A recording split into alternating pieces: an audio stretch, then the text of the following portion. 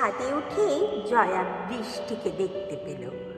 আলসেতে ভর দিয়ে আচ্ছন্নের মতো এক দৃষ্টে সামনের পার্কের দিকে তাকিয়ে আছে মেয়ে।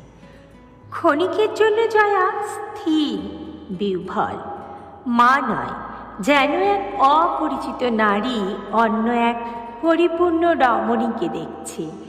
বিশাল আকাশের নিচে ছাদে একা দাঁড়িয়ে থাকা ওই যুবতী কি জয়ারই মেয়ে? পিছন থেকে কি বড়সড় লাগছে বৃষ্টিকে। জয়া আড়ষ্ট গলায় ডাকল, বৃষ্টি, তোমার ফোন। বৃষ্টি শুনতে পেল না। জয়া আবার বলল একটু জোরে, এই বৃষ্টি, তোর বাবার ফোন এসেছে। বৃষ্টি ঘুরে তাকাল। দৃষ্টি উদাস, ভাবলেশীন। জয়া অবাক। বাবার নাম শুনলেই তো মেয়ের মুখ চোখ ঝলমল করে ওঠে। আজ ব্যাপার কি? ধীর পায়ে বৃষ্টি সিঁড়ি দিয়ে নামছে। পিছন থেকে মেয়েকে দেখছিল জয়া।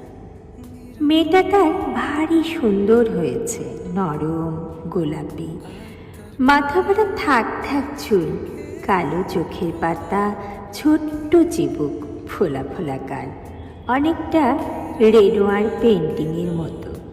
গড়নটাই যা একটু রোগাটে, বেশি লম্বা নয় বলে ততটা রোগা লাগে না অবশ্য।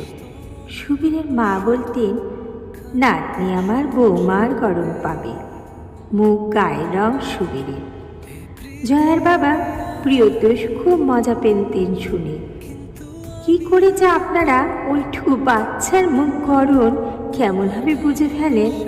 আমার তো বাবা ওইটুকু শিশুদের সবাইকেই একরকম লাগে। ওইটুকু শিশু দেখতে দেখতে কবে যে বড় হয়ে গেল। এই তো সেদিন ধীরে ধীরে তৈরি হলো জয়ার শরীরের মধ্যে। অদৃশ্য তুলি দিয়ে জয়া মেয়ের চোখ এঁকেছে, মুখ এঁকেছে।